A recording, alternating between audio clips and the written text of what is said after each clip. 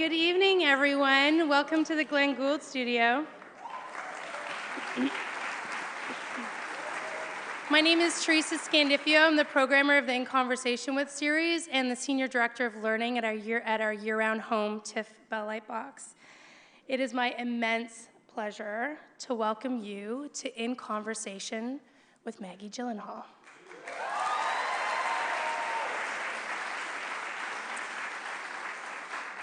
To begin, we would like to acknowledge that tonight's event is taking place on the treaty territory of the Mississaugas of New Credit and the traditional territory of the Haudenosaunee, the Anishinaabe, and the Huron-Wendat. We're grateful to have the opportunity to work in the community. Tonight's host, Alicia Malone, is a film reporter, author, and self-proclaimed movie geek. She is a host on Turner Classic Movies, the cinephile streaming service Filmstruck, and the Filmstruck podcast, as well as being a film commentator for Fandango. Alicia is a passionate supporter of women in film. She has given 2 TEDx talks and written 2 books on the subject. Her first book, Backwards and in Heels, was released in August 2017 and detailed the history of women in Hollywood. And her second book, The Female Gaze, is a guidebook to essential movies made by women, due for release November 2018. Please join me in welcoming our host for tonight's event, Alicia Malone. Thank you so much. Hi. Hello, everyone. Hi. Have you had a good festival so far? Yes, nice. I'm so excited to be here to moderate this special conversation with Maggie Gyllenhaal. She is an actor who has the unique ability of inhabiting all her roles. She brings such a unique emotional depth and complexity to every character she plays. And her characters have been some of the most interesting women we've seen on screen. Her characters also represent the myriad of social issues that are near and dear to her heart. And she's also a producer of the television show The Deuce and The Kindergarten Teacher, which is playing here at the Toronto International Film Festival. Please welcome Maggie Gyllenhaal.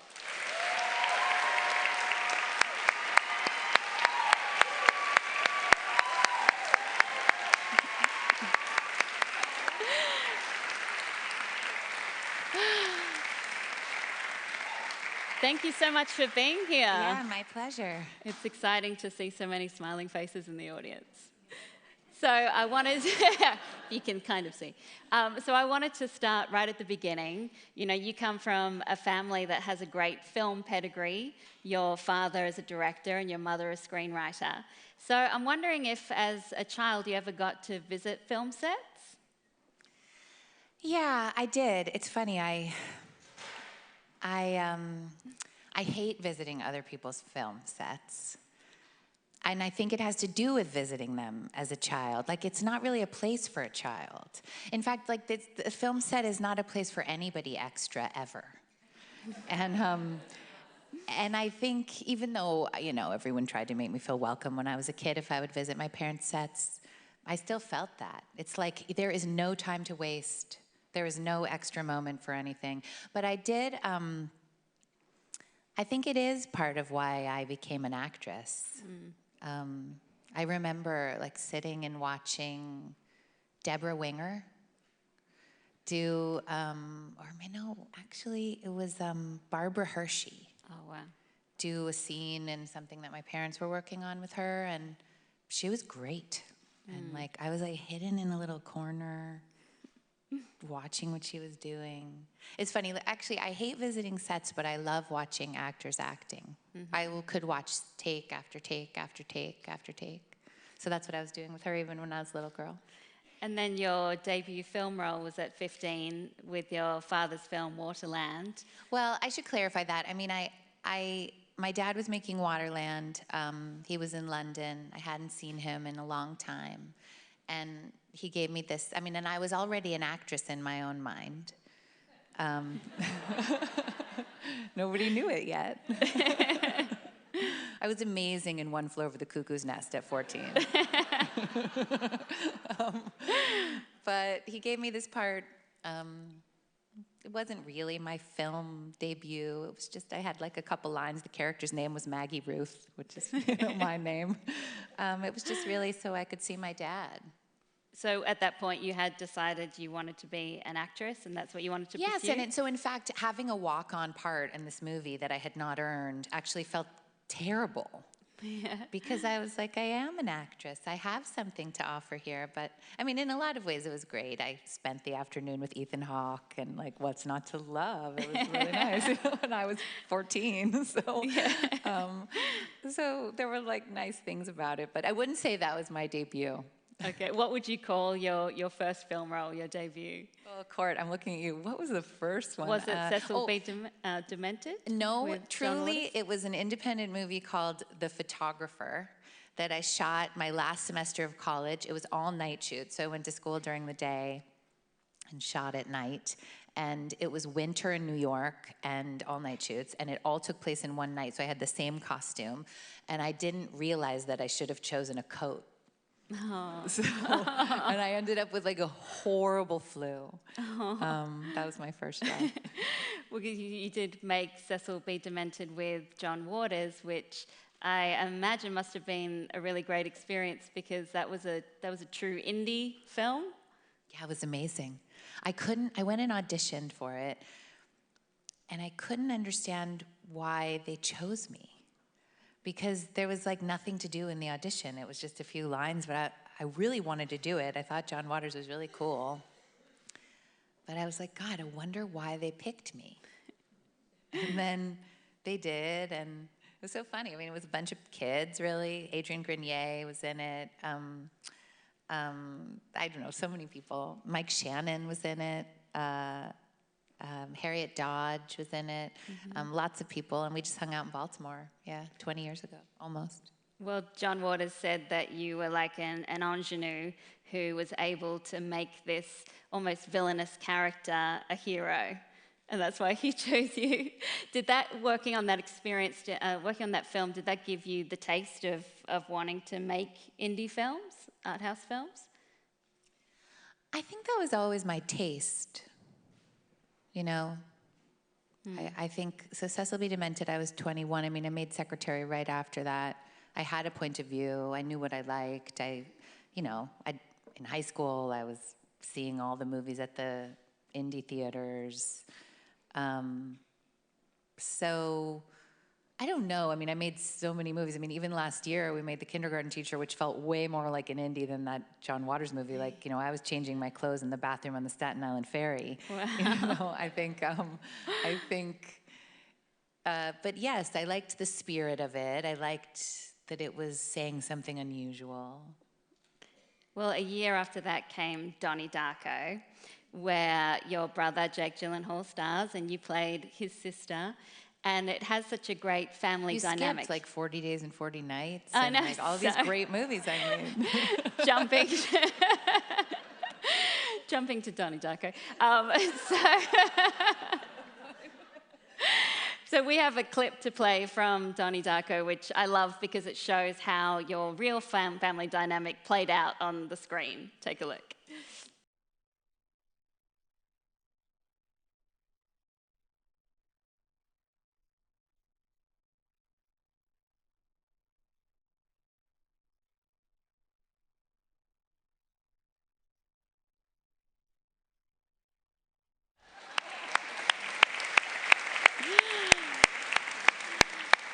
Such a great moment, some very inventive insults there.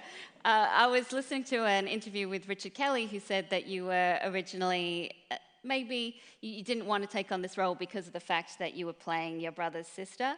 Is that right? And how did he convince you? I mean, I think I was just really happy to have the job, to be honest. I was like a jobbing actress. I was going and auditioning all the time, and no, I was, maybe. I think even now, it's a very intimate thing, acting in general, and to act with somebody, with my brother. I mean, it's, in some ways it'd be so amazing, and in other ways I'd rather just be with him in real life. What do you remember about making Donnie Darko? I was so new. I didn't know anything. Like, they did my hair in these little curls. I just was like, okay, that's how my hair is. Everyone in the first row knows I'm no longer like that. I think I didn't know yet, but I was gonna know soon. I realized by Secretary, which was just a few months after this, that I could have a point of view in all ways in my work. I was still so new. I just wanted to be a good girl. I wanted to, I don't know, I didn't know that I was allowed to say what I needed, what I wanted, or maybe not even say it, but just take it or whatever. I sort of knew, and it was helpful that Jake was there. I mean, he's so wonderful in that scene. It was helpful he was there because he was comfortable on that set, and he knew how to do it. So he was inspiring in that way. But it was almost like I just dipped my toe in Donnie Darko. So it was Secretary where you felt like you could have your point of view, and it's such a wonderful film. It was so much fun doing the research for this night because I got to rewatch all your movies. And Secretary, where you play the titular Secretary Lee, who goes from self-harm to finding love in a submissive, dominant relationship, it still feels so unique to have a movie that talks about female sexuality. Did you know straight away that this was something rare? Yeah, I did. I mean, I actually, there have been a few scripts that I have read in my life where I just went, yeah. Like, the end of Secretary didn't work in the script. Almost all of it did. Like 85% of it, I was like, yes, wow, whoa, what is this? But it was in the territory of something that I thought was fascinating and unusual and new, and also like on the edges of what I knew about myself. Or that it allowed me somehow to explore the edges of what I knew about myself, which have nothing to do with S&M, but have to do with desire, what it is to become a woman, you know, even what I was talking to you about, like what is it to get to a place artistically where you're able to say no, or I know this is worthwhile and meaningful. And that can even take the form of, I don't think I like these little curls in my hair, you know, but it can also take a much deeper meaning. And all of that was happening to me while I was making Secretary, and somewhere unconsciously I think I could feel that that was possible in the script. So were you able to stand up for yourself and ask for things you wanted on this set? Yes, it was a whole nother paradigm. It was all about what was happening with me and what was happening with James Spader. Yes, I did start to learn. It was the very beginning of a long process of learning how to ask for the things that are important to me. But it was also designed to capture on film somebody learning something, an artist learning something, an actress learning something, and a character learning something. And not all projects are like that. Because I know that's something I still struggle with, and I know many women do as well, is being able to ask for what you want and not have to ask permission to ask for what you want. Yeah, no, I think that's a very important thing. I think there was a time where I thought I had to fight for it, that somehow I was like making validating myself in my position if I fought. But I moved through that. And I think not asking permission, sometimes just doing what you know is best, even if it isn't exactly what's written, even if it's a little different than everyone else interpreted the scene, even if just doing it. And I find that still I have to give myself a talking to sometimes. No, don't tell anyone. Don't ask anyone. Just do it. And it's always the most powerful way, but it's hard. Yeah, it's very hard. On Secretary, you have to go to some pretty dark places and lay yourself bare physically and emotionally. Did you feel protected on set in order to be able to go to those places? Well, God, I mean, it was so long ago. I felt excited by all of it. I felt curious. I felt protected. I felt that even though we were really out there with the stuff we were exploring in that movie and putting on film, I felt that so much of what the movie was an honoring of that character and the way I was making her. And so, yeah, I mean, you know, it's pretty out there, man. I haven't seen it in a long time. I don't know if I would. I don't know. I don't know if I would do it now. I mean, I don't know, though. You watch The Deuce, I probably would. Well, I was going to say, did doing this role on Secretary, did that start to shape your idea of the kinds of characters that you wanted to play? I mean, the kinds of characters, like, it's like I said, like, that one, when I read, so Secretary, then when I read Sherrybaby, I remember I had a note from an old agent of mine on the script of Sherrybaby, like, oh, I think this is a pass. And for some reason I read it, and I like read it all the way through. At the end, I was like, yes, that's for me. Like that feeling, I felt it with The Kindergarten Teacher, which is the movie that's here. I finished that script, we'll talk about it later, but I was like, yes, that's the next one. And I don't know if it's kinds of characters or if it's just some kind of thing where I'm like, oh, that will be terrifying and worth the time. And I mean, worth the time is really some of it. Like, it's a lot of work. It's 14, 16-hour days, you know. It's totally consuming. It just has to be hard enough to be worth the time. And I think it has to be speaking to something in me that's kind of at the edge of what I know about myself. Something that then you can explore on set and then maybe bleeds over into your life? Yeah, it bleeds over into my life. Also, my life bleeds over into my work. Then it's like a whole, full person using, you know, then the character becomes a whole, full person. And the fiction of the character can protect me enough to make it easier to learn something about myself. I like that. So let's take a look at a couple of clips. The first one is from Secretary. The second is from the movie you mentioned, Sherrybaby, where you play a heroin addict trying to get her life back together to get her daughter back. And then the third is from Away We Go, where your character has some very interesting thoughts on parenting. Take a look.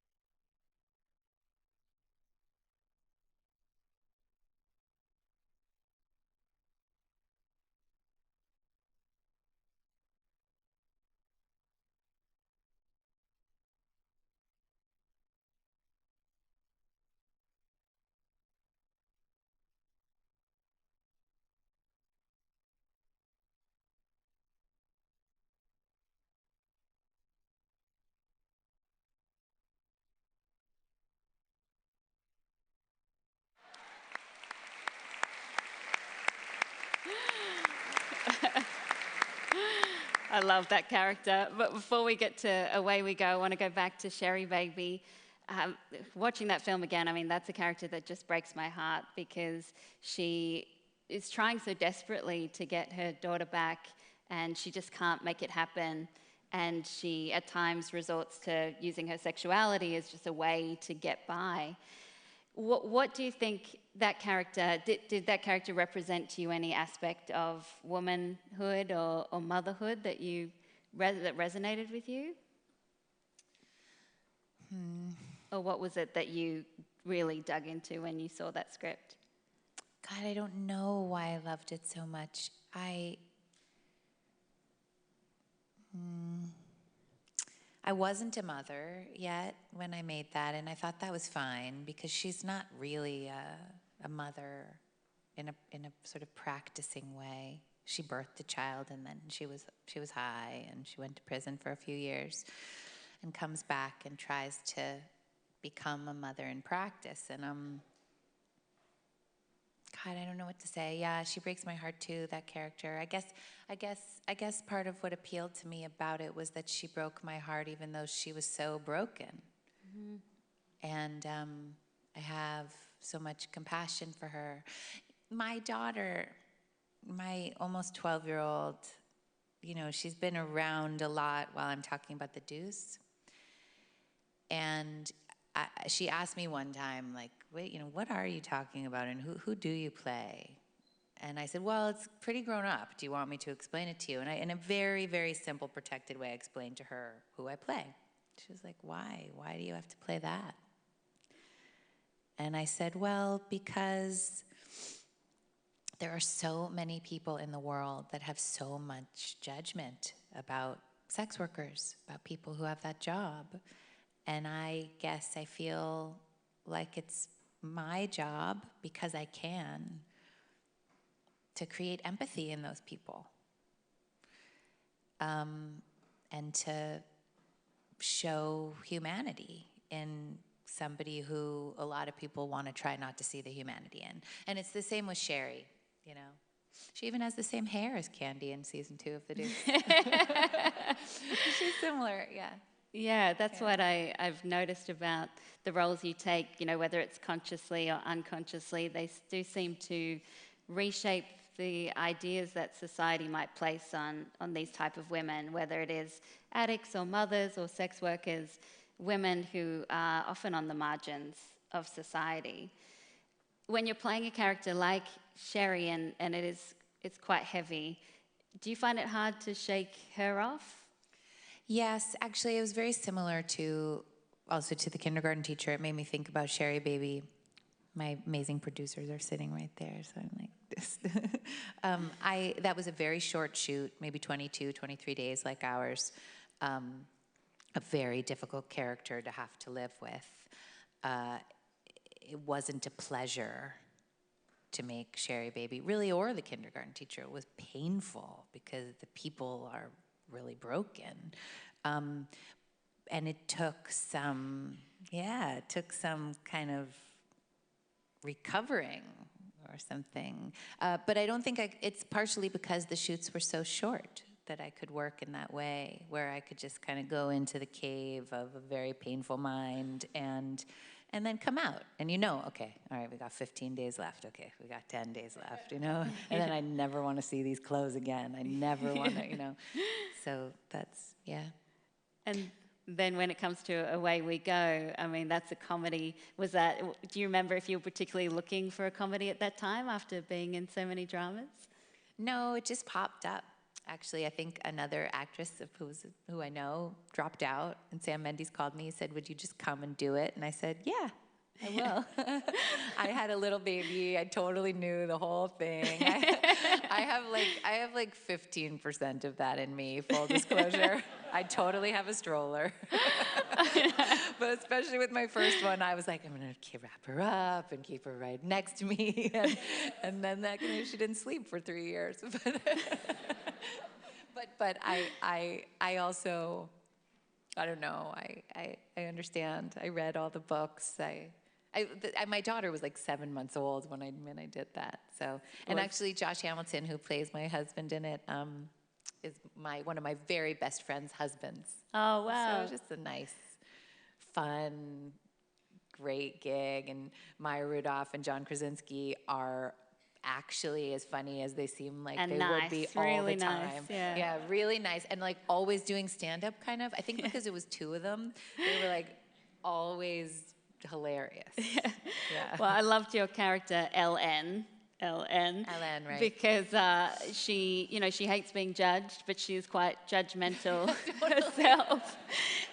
Did you see the comedic possibilities in this character straight away? Yeah, I thought she was so funny. I loved her. Yeah.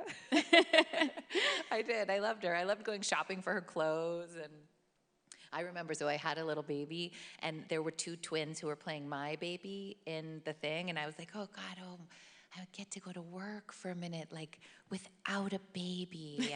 And then I get to work, and there's, like, twins, 10-month-old twins that I have, like, wrapped on my body.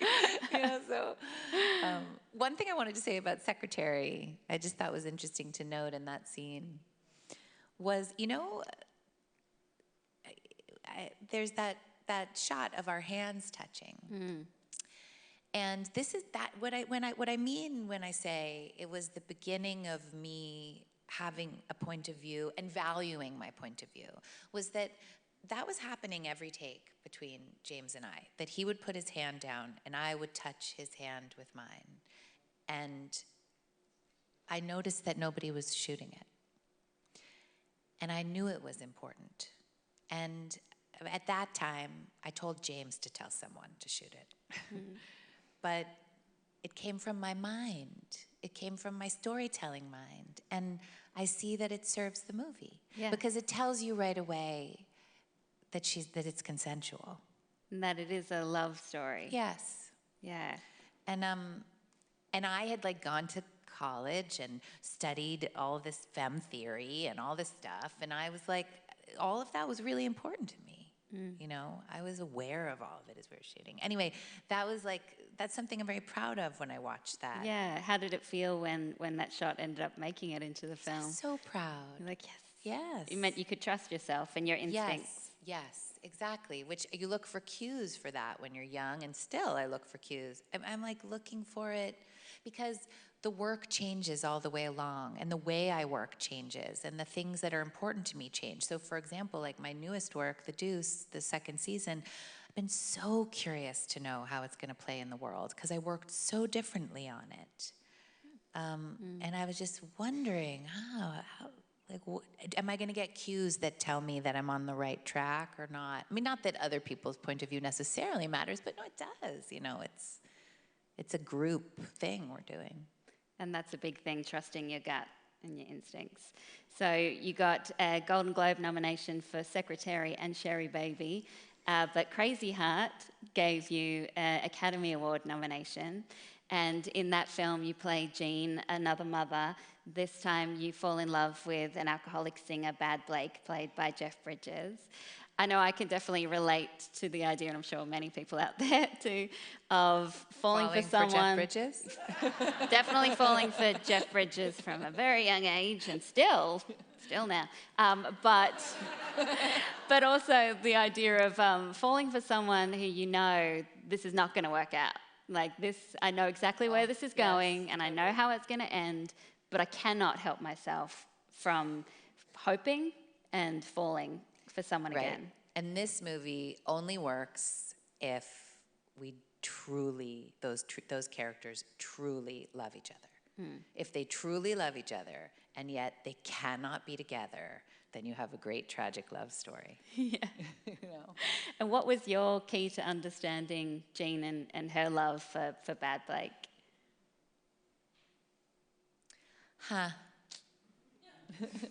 I think when it started, I was just like, Jeff Bridges and Robert Duvall, I obviously have to do this movie.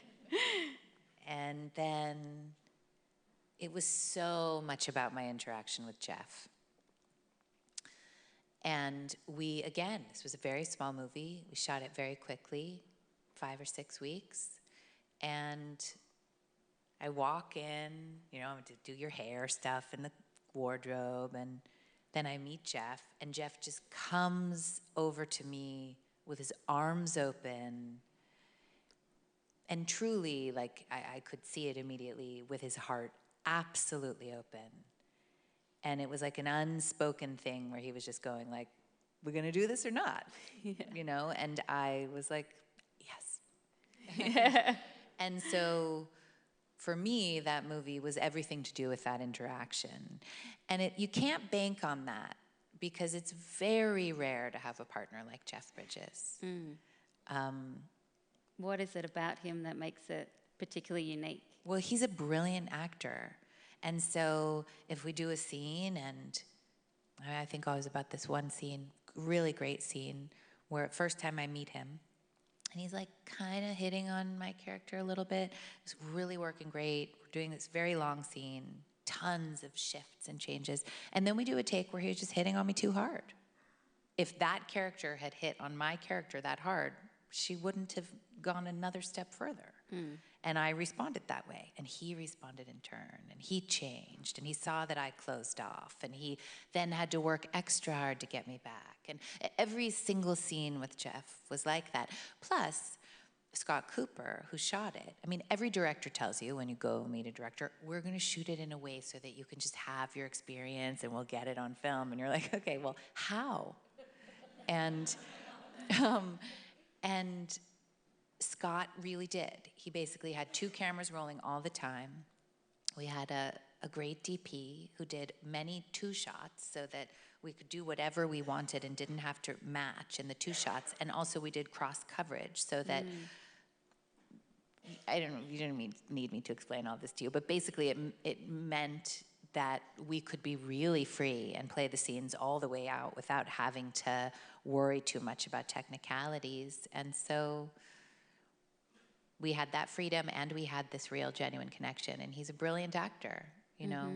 But I've taken parts before where I've sort of counted on a relationship with another actor, and it wasn't enough to make the movie work. At what point do you know that it's going to work? Is it when you're in the scene with them? Well, I think I learned from that other experience, which I won't mention what it was, that was a great learning experience too, because I went, I need to have more of a center. You know, if this person is not gonna be giving me this deeply intimate experience, then all of a sudden the piece is about something else. And I still have to fight for my character and what she needs, and I have to find my center. Crazy how it was such a wonderful film. I'm always curious with actors, not being one myself, whether you can tell when you're on set that it is going to be something special, or if you never know till you put it out in the world. For me, I can tell. I knew Crazy Heart was special. It was like we were all in love with each other. All of us. Like the whole set. We were in New Mexico and eating amazing food and listening to country music and T-Bone and Jeff and Scott, and we were just all, I knew. And if everyone had hated it, it wouldn't have changed anything for me. What was your experience like being nominated for an Oscar? It was amazing, you know, it really was. It was a real surprise, because I think often in those kinds of situations, you know, you like get this award and then this award and then this award, and then you kind of know, okay, it's coming, but I didn't get any other ones. It was just like, I was totally along for the ride because Jeff was getting them, and I loved the movie, but it was really a surprise. And then once I got the nomination, I really made it a point. I was like, I want to have fun, and I want to be there. Like, I don't want it to go by without having experienced it. It's special, you know? Yeah. And so I did a lot of thinking about it. I did a lot of thinking and... Taking it in? Like, beforehand, I was like, thought about what it was to me, thought about what to wear, you know? I had a great time. You had your face ready in case you didn't win? Oh, I knew I wasn't going to win. It was the year of Precious. Oh, yeah. And so I knew I wasn't going to win, which I was like completely fine with. I'm not sure I could have handled it. I was like, it was really thrilling. It really was. I mean, you know, awards are awards, but I mean, what are you going to say? It was so cool. Yeah, I imagine. So let's take a look at a little clip from Crazy Heart. And I think that, if I'm correct, this might be a scene that you shot on your first day. Second day. Second day of shooting, which makes it even more impressive. And then we'll have a little clip from the TV show, The Honourable Woman. Take a look.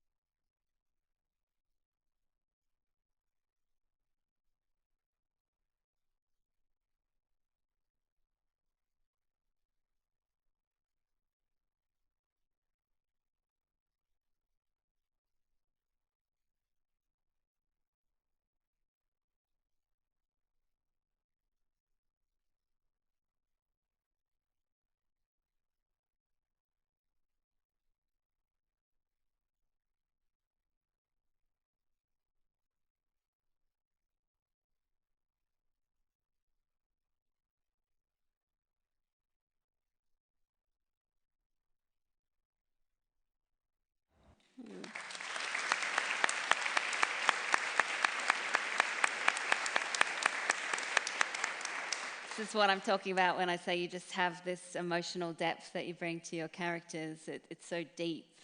It's amazing to watch. And you can see in that clip with Crazy Heart that your character, she knows what's coming, doesn't she? She can see the writing on the wall. Yeah, she doesn't even she doesn't want to sleep with him. She's like pushing it all the way, but she can't help it. And again, it's like you can judge her or you can go, I totally understand. Yeah, I totally understand, especially if it was Jeff Bridges. So the Honourable Woman, you played a businesswoman, Nessa Stein. What did playing that role teach you? I mean, that was a real turning point for me, I think, as an actress. Something really changed. I had an acting teacher for many years. Actually, weirdly, she was working with Steve Shainberg, who directed Secretary, before I ever met her. And she was giving him notes for me, and we'd never met each other. Anyway, right after that, so I was 22 when I made Secretary, so I guess probably around 22, 23, I met her. And she was my teacher for many years. And when I got the Honourable Woman, it was 8 hours long. I was used to working with her, and we'd work on scripts, and I'd write all over them, and poetry. And she's like a wild witch of a woman, amazing, good witch. She taught me so much. And the Honourable Woman script's like this, because it's 8 hours. And we started to work on it, and I was like, oh my God, like, how are we gonna do this? And a couple days into working with her husband, who had been sick for many, many years, passed away. And she and I worked. I said, okay, of course we're not going to work today, when I called her to work. But she said, all I want to do is work. So we didn't work that day. But then we worked like every day as she was grieving. And what was I doing? I was growing up or something. Something happened to me. I just went like, I don't know. I grew up. And a lot of that is in that work. And my teacher died about 1.5 years ago. No, So I look at this work and I just, like, she taught me how to dive that deep. And I hear her voice all the time. I think about her all the time. I think about emailing her. She's in all my work, even now, still. So something happened there. I don't know what. I love that piece. Yeah, it's an incredible piece. And she's in it. She's all over it. Yeah, you see her in all your roles. What kinds of things did she teach you that you'll carry with you forever? Oh, she was just such a badass. I mean, like, I do keep thinking about this one thing. In fact, I took a picture of it at her memorial service, and I laminated it. I took a picture in her writing. She had it written on her desk. And it said, the heart has its reasons that reason knows nothing of. And that idea that the logic, the rational way of thinking through something is just one level. It's valuable, it's important, but an intellect is important. It's totally served me so much, but then there's like all this stuff under here, It's illogical and doesn't make sense. I remember I did a scene in Crazy Heart where I run up to his truck and I say all this stuff about how, none of it made any sense. And I was like, Penny, I guess I've got to talk to Scott and tell him we have to change the line. She said, it's great that it doesn't make any sense. That this woman has left her child with some random babysitter at 2 o'clock in the morning and is running to have an affair down the street, and whatever it is she's saying doesn't make any sense. Because she doesn't know what she's doing either. She's trying to figure it out. I mean, I can't. What she taught me. I mean, really, that it's a combination of what is happening in me, the edges of what I understand about me, and the fiction of the character. That the fiction of the character, if I have a crazy blonde wig and I'm in 6-inch heels and clothes I would never wear, it's like freedom. It's like, now I'm free to explore.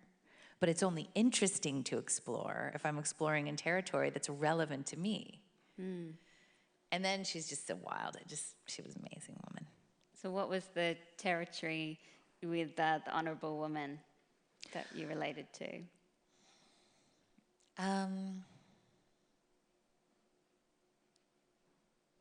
I think, like a lot of people I play, I mean, you meet this woman where she can no longer go on living in the way she was living. But that's true of everybody, really.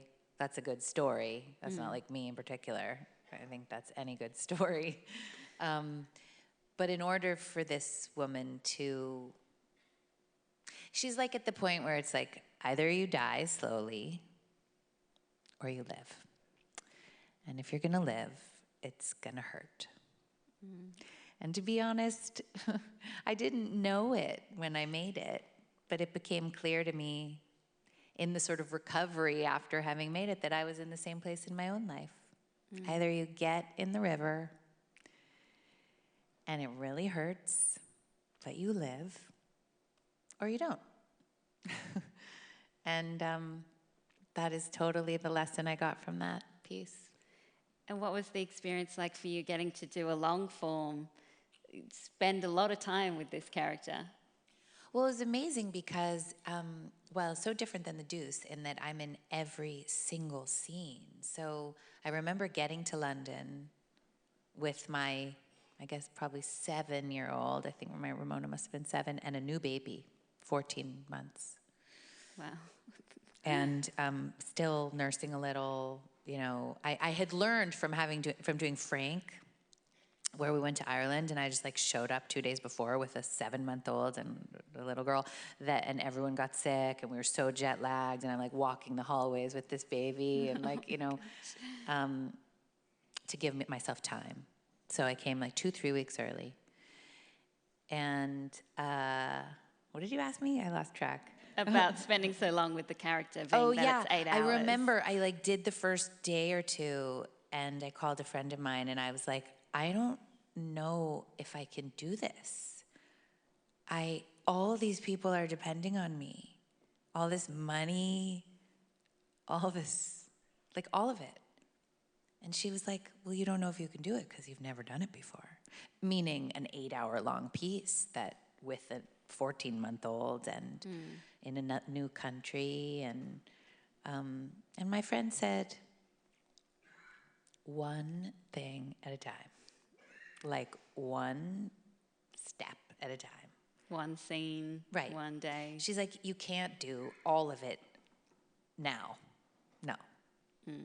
But one thing at a time. And so at first I found it very scary. And then I loved it. Oh, I loved it so much. I loved Hugo, who wrote and directed it. Absolutely loved him. He's such an unusual person. And I just like loved him.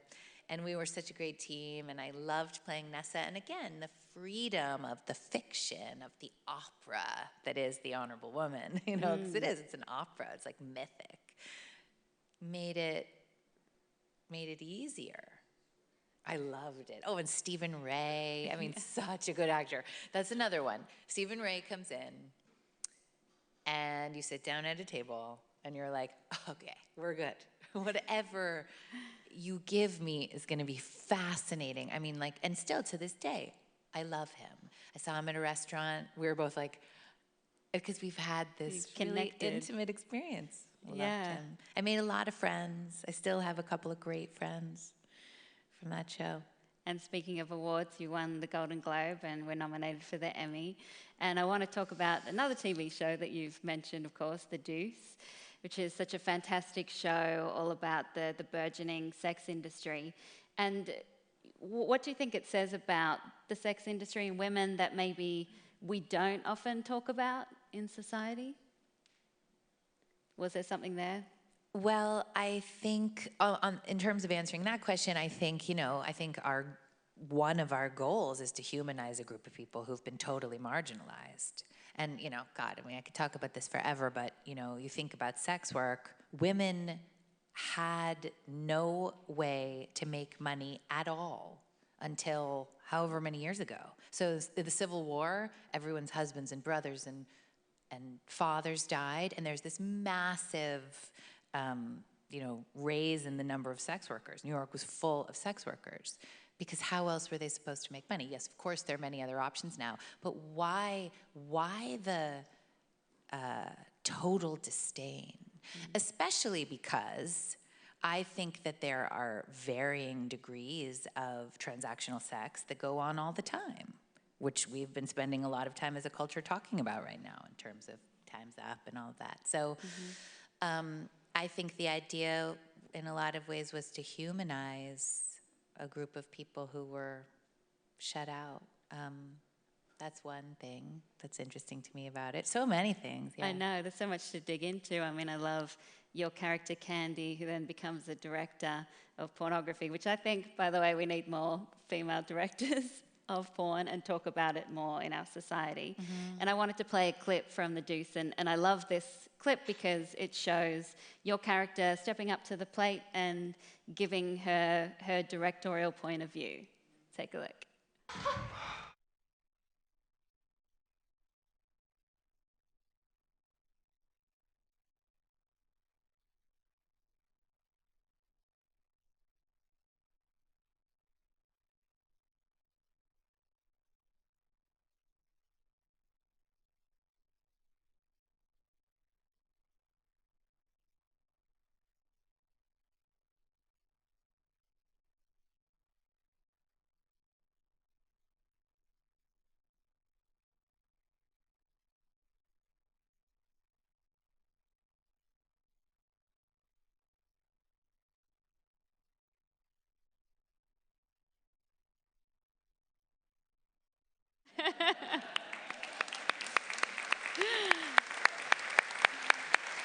I think it shows why we just need female directors in general, because there's a different perspective there, something that you wouldn't have thought of.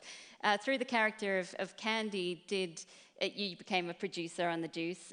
So when did you feel like it was time to say that you could be a producer and not ask for permission? Yeah, that was amazing. That was another one of those moments where I had done The Honourable Woman, but all the scripts were written and they were all directed by Hugo. So it was just like choosing to do a movie. It was the exact same thing. You go, do I want to do this, tell this story? Whereas with The Deuce, 3 scripts were written, and I would be signing on to ultimately make like 24, 25 without having read them. And playing a sex worker, and it was clear from the first 3 scripts that I would have to do lots of sex scenes and be naked, and I had a great meeting with David Simon and George Pelecanos. Fundamentally, I was how do you put this? I was almost all the way there in terms of trusting that we all wanted to tell the same story, but I thought, I need some protection. Really, it's like I wanted to be in the room. I wanted to be part of the conversation. I wanted to be, I've said this before, but I wanted to know that they wanted my mind as well as my body. And so I really wanted to do the job. They had asked me to act in it, and I really wanted it. But I just said, I knew, I was like, I can't do this unless I'm a producer, because I want to be in the room. I want to be part of the conversation. So I took that risk, knowing that they probably would say no. Courtney hates it when I say this, but everybody, my manager, my agents, who are amazing, they were like, you didn't develop this. This is a big HBO show. How are they going to ever give you a producing credit? But they did. Yeah. They did, and not only did they, but they let me. I mean, it's been an incredible collaboration. I was just showing Courtney texts like this long between me and David. It's a constant conversation. I love David and I were episode 9 with this big scene. I won't give anything away, don't worry. And I was really concerned about it, and he was used to that. and he was like, okay. He calls me. He's like, I'm going to take the Socratic method with you. I was like, I loved that, It's like, and we end up, I would say one of the things I'm most proud of in season 2 is that conversation with David Simon. And the way that we both truly, respectfully listened to each other, amended our points of view to land on something, which I haven't seen it yet. It actually just came into my inbox, but I think will be a really special scene. So how amazing did it feel when they said, yes, you can come on board? Amazing. And again, one of those things where you're like, oh, my instinct. No. Because of course, there are many other times you're skipping all the movies where my instinct didn't serve me. So when it does, you're like, oh. Actually, it just took, I heard a message on my phone. I was with my kids flying back on an airplane, just us. And then the plane took off. And the message said, they gave you the producing credit. Wow. And then we went up into the sky. It was thrilling. It was really cool. So the kind of creative decisions that you are involved in, do you find that it's often around your character and the female characters? Yeah. In fact, I wonder in season 3 if they'll, I shadowed a director this past season, and I really tried to be a shadow, which I'm sure you can now see this was not that easy for me, but I tried to just shadow and be quiet and listen to all the different sides of all of it, because usually, mostly I'm just sort of protecting Candy and or Candy's sort of way through the story, but it was interesting to me to consider, to think about maybe directing an episode and how my point of view and my ideas about these characters, who it was amazing to sit, that was a place where it was amazing to sit behind the camera and watch all these actors that I have so much respect for do their work, the choices they make, the ways they shifted. And I would have ideas all the way through it, like, oh, I'd love to see Chris Coy, who's a great actor, who plays Paul on the show. I would love to see him take that tack on this, you know, exciting. and or whatever, any other number of things that were my quiet little thoughts inside my head that I didn't share. It'd be interesting to see what it will be like to share them outside of Candy's experience on the show. I'd like to see that. What have you learnt about the business side of things by producing? I've learned that I'm actually compelled and interested in it. Maybe because I have a visceral, I have a vested interest in financing the movies that I want to make. But I'm interested in it. I mean, in some ways, I think I knew something about it because trying to get movies made, trying to get movies going, you start to learn about some of that. But then actually producing an independent film with Talia and Osnat, who produced The Kindergarten Teacher with me, and really were my teachers on that in terms of producing. I learned that I'm actually interested in the nuts and bolts of all of it. Well, let's talk about The Kindergarten Teacher, your first feature film as a producer. At what point did you come on board this project? So I didn't develop it. They came to me with the script. They had made the Israeli version of the film. It's a reimagining of the Israeli film. And they had hired Sarah Colangelo to write and direct it. And they came to me once they had the script finished.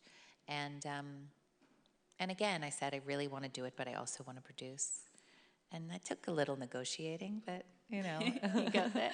as it always does. It's about trust. You're basically saying, like, can we all be at the table together? And that's, takes trust from everyone to agree to do that. Yeah, just asking for what you want.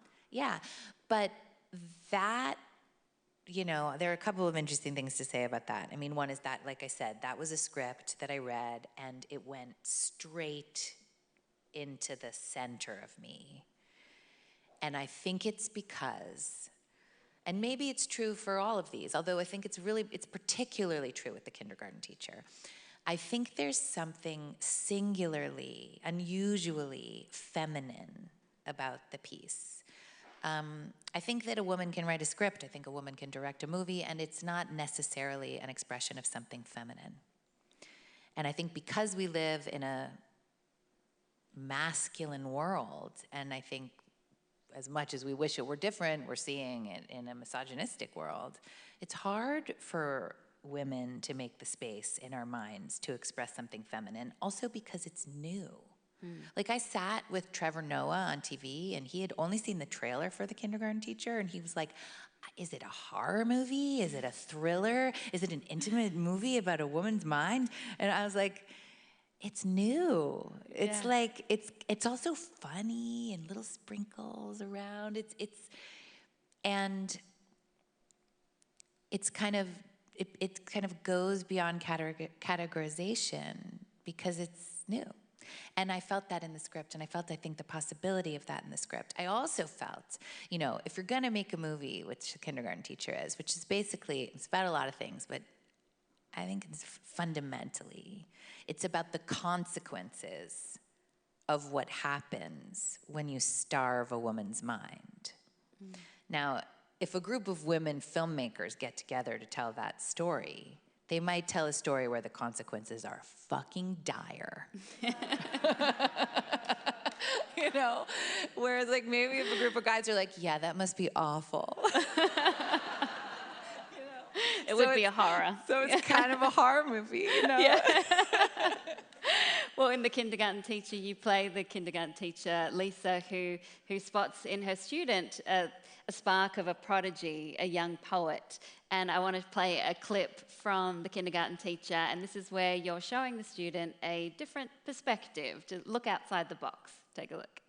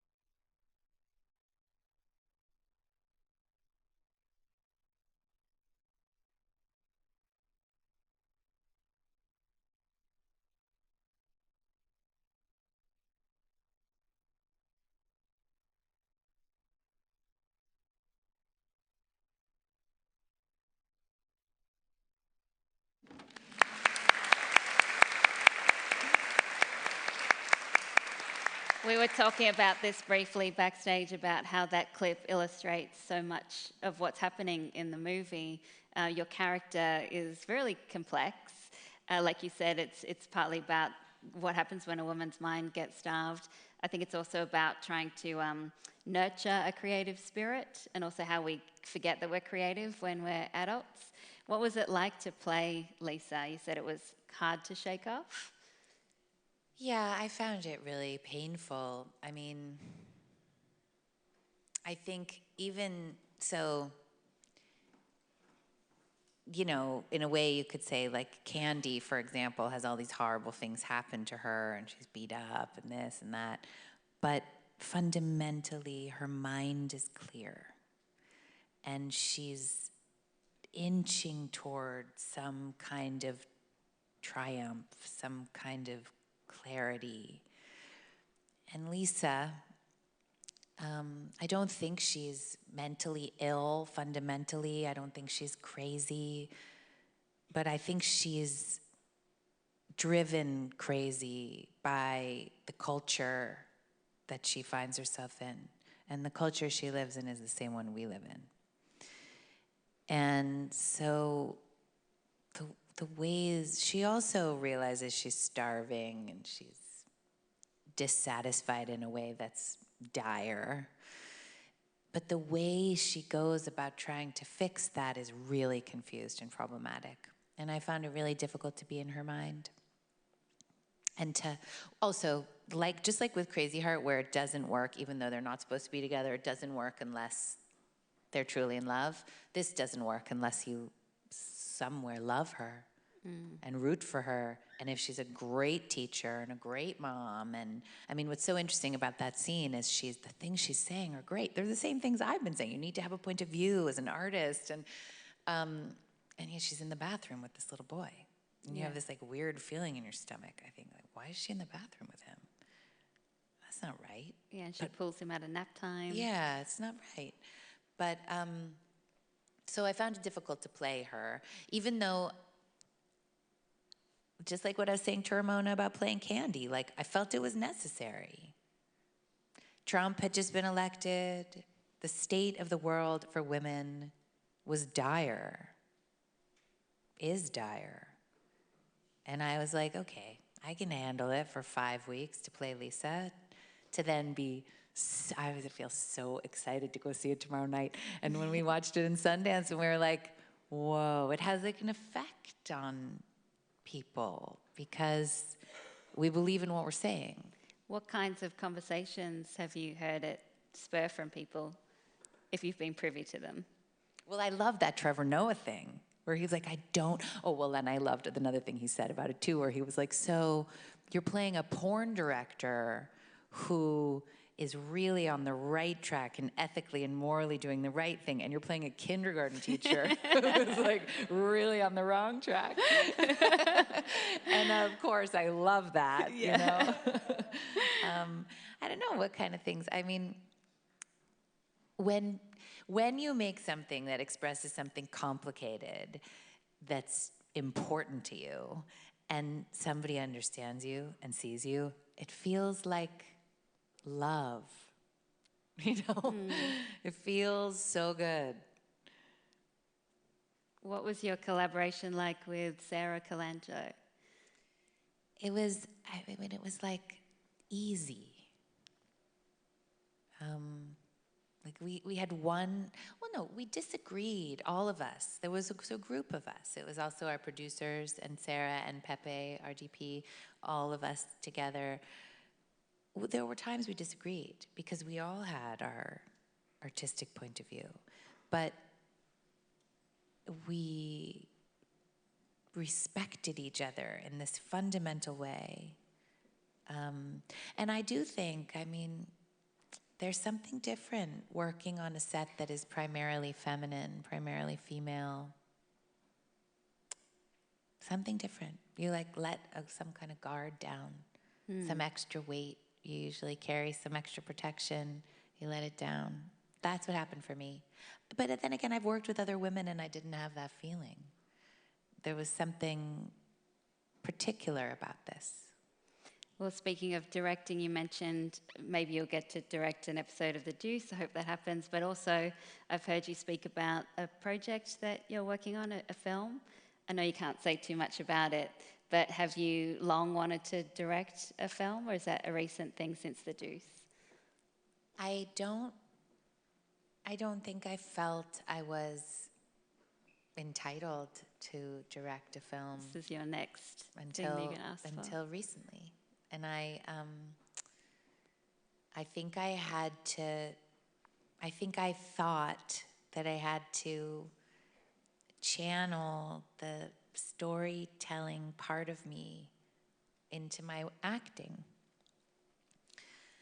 And I still feel scared about it because it's new, but I know it's what the next thing has to be.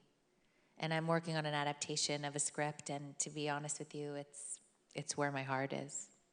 It's exciting. So we have some time to get some questions from the audience. If you have a question for Maggie, put your hands up. The microphone will come to you, and then if you can stand up so that we can see you, that would be great. So I'm going to start over here. Yes. Thanks so much. Thanks, Maggie. Privileged to have you here. I was wondering if there's a secret you can share with us. Like, what's the key to your consistent growth? And I think we look at those amazing performances that it seems so easy and natural for you. And just your skill and talent seems to be enough, but yet there's those breakthroughs every time. Is there a way to, like, something that enables it, that you have in your life and do in your life? Family support, inspiring projects, inner work, anything like that. Well, I'm like thinking the whole time of something funny to say. I have one secret, actually. I was thinking, I was talking to an actor when I was shadowing, actually, on The Deuce. One actor came up to me and said, "Give me a note." You know, sometimes from other actors, it's nice to get a note, someone who you know is listening to you. And I gave him a note. It was so fun to do, and so fun to watch him take it. And he said, "It's so interesting. What you did is you made it so that what we were talking about in the scene was not at all the point. That, which is true. I gave him a note that made it like he's saying this, he's saying this, he's saying this. But what he's wondering is, what is he doing here? Why did this guy show up unexpected? He can't ask him straight out because he's his boss. What exactly is going on?" So during the whole scene, he's thinking about something totally different, even though he has to keep moving his mouth and saying the scene and doing the lines. So I would say if I ever find myself saying the literal lines and meaning only the literal lines in a scene, I'm bored, first of all, and it's probably not that good.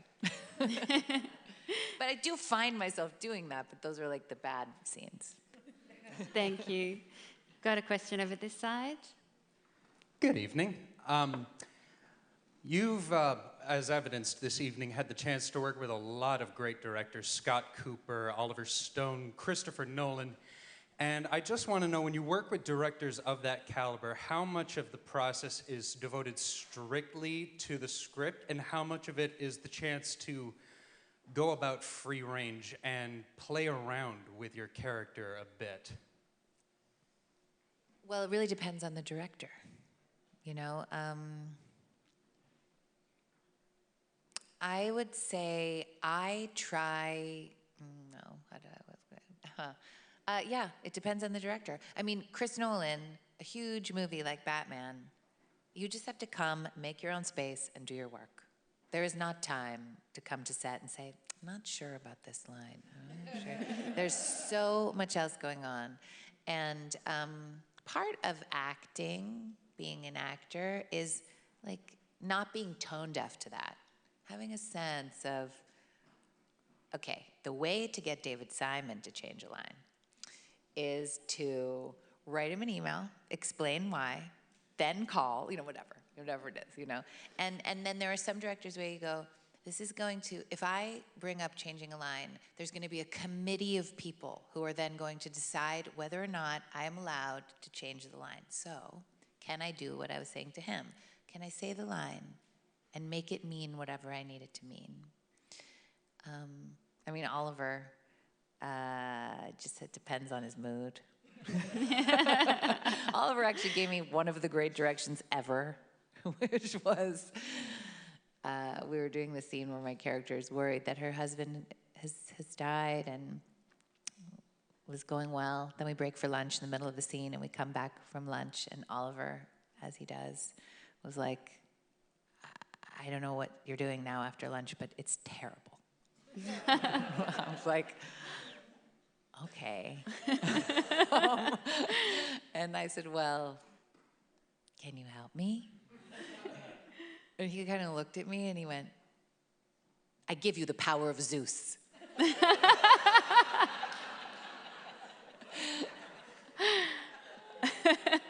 Do you think of that now sometimes? Sometimes I say that to other people and don't give them a context. Thank you for your question. Over here. Hi, I'm Courtney. I just really wanted to say thank you for being here, first of all. Mona Lisa Smile is one of my favorite movies of yours, and it largely impacted my ideas of womanhood growing up. I saw it pretty young, and I'm wondering what it meant to you at that time to work with such a strong group of women and what it means for you now, and if it's important for you to work with groups of women now, because I know I've heard with you now, obviously on Kindergarten Teacher, it sounds like you've worked with a lot of women, but is that something that you hold close to you in your decision-making process? You know, it's interesting. After that movie, I worked mostly, I feel like, with men. Like I had male partners, and something about a romantic, you know, sexual interaction playing on screen was part of what would make the piece work, which is very common, right? That's what you see that a lot. But that one, I don't know, I felt so free. I had just made Secretary. We were shooting that movie as Secretary was coming out, so it was this kind of like, my whole world was changing. And Julia Roberts was so good to me. She saw what was happening to me, that Secretary was kind of blowing up, and she like really, in like a cool way, took me under her wing a little bit and gave me advice. And she was, I mean, she must have been like 35 or something. She wasn't like that much older than me, but she had way more experience than me, and she was just wonderful. And so she was a leader to us, I think, you know, and then we younger women, often there's a leader on a set, right? Like Jeff Bridges was the leader on Crazy Heart. I've been the leader, and she was the leader on that. And she set the tone, and it was a tone of supporting other women. That's lovely. Over here. Who has the mic? Yeah. I'd like to ask about the film Frank. There was a lot of complex characters in that one, a lot of complex characters played by so many great actors. I'd like to ask about yours. I'm curious because there's so much in that character, and I don't want to like spoil anything for anyone, but like there's just your character is there's so many sides to that character that we see throughout the movie, and we learn so much about Clara's motives. I'm just curious where that came from and how that developed over the course of filming. Frank, probably like 5 of you have seen it, so I'll answer this quickly. I love this film. Well, I took that movie in large part because Michael Fassbender was in it. And I was a huge fan, and I think he's a brilliant actor. And I thought, in a way, this is gonna be this kind of against all odds love story between these really unusual, marginalized people. And then it turned out that the reality of him wearing a papier-mâché head the entire time made it very difficult to have that relationship. And so what it became, and this was really interesting, was that was my fantasy of what it would be. And what it really was somebody wishing that they could have that relationship with somebody who's like wearing a paper mache head, which I actually think many of us can relate to, you know? So I found it really, that was another, it was painful, you know? I went in thinking it was one thing and I realized it was something else, and what it really was much sadder and much more real. Somebody who wants to connect with someone who is not capable of connecting with her. I think that's the experience of seeing the film as well. You think it might be a light-hearted movie, but it's got so much sadness to it. Yeah. Yes, over here. Maggie, firstly, thank you for being here tonight. You've spoken in length about working with different actors and directors and the various experiences you had. I want to ask you about a movie that's very close to me. How would you describe your experience working with the late Heath Ledger?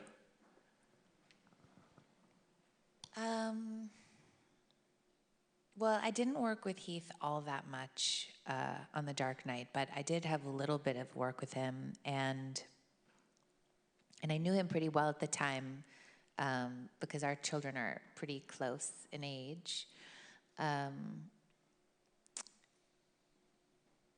Anyway, when I saw him on set the first time, it was just that feeling where you're like, oh, you're doing something else. You're on another level.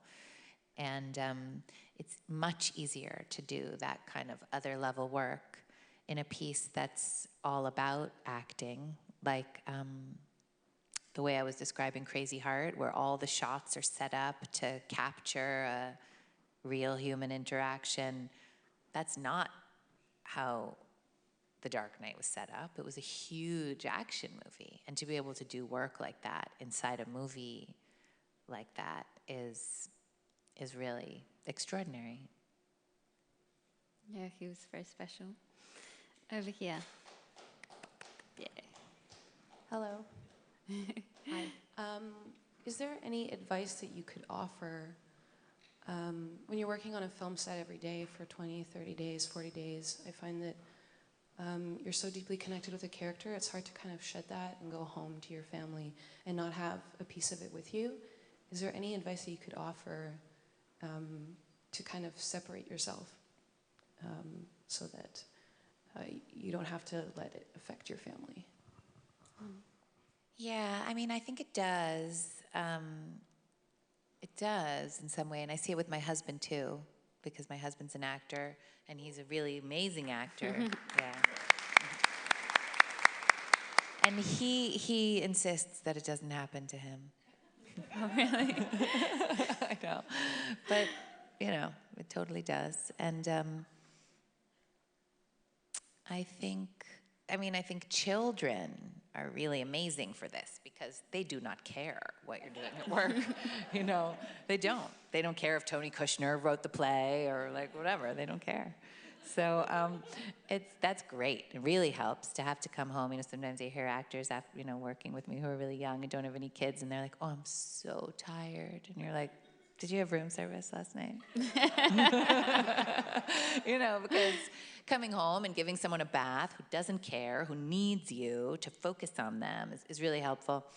But I don't know, I don't have it. I would say The Deuce, the second season, was the best I've ever been at putting it down. And I think it's partially because I just knew the character so well. I'd already played her, which was so strange, you know, go back and play her again. Just pick her up. It was easier to put her down. But I guess part of it is, this whole thing I was saying is like having it be fiction, having it be not too subjective, having there be elements that are total fabrications, total fiction, and investing in the fiction, knowing the history of who you're playing, imagining, oh, what must it have been like for her to have a little baby and have to turn tricks or whatever. And taking the time to imagine that fictional life means that you don't have to like tear your own hair out, not the same way. So that's like the craft, you know, that's one of the things my teacher was always trying to tell me. That helps, I think. Yeah, are you an actress yourself, I wanted to ask? Yes. Do you find it difficult? Yes, Yeah. Yeah. I just acted in my first feature, and it was really hard not to bring it home to my family, and I saw it affect them. Because I wanted to be so involved. And it took a couple months to shed it away. You know what? I bet you're so good that I bet you don't have to work that hard.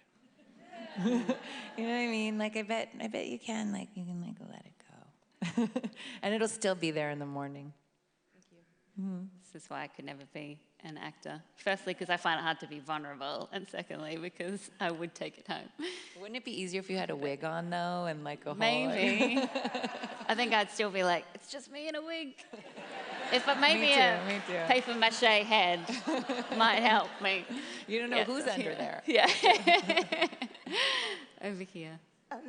Well, maybe you have already answered this, but on the flip side, are there any of the characters you've played that you do personally identify with? Oh, everybody.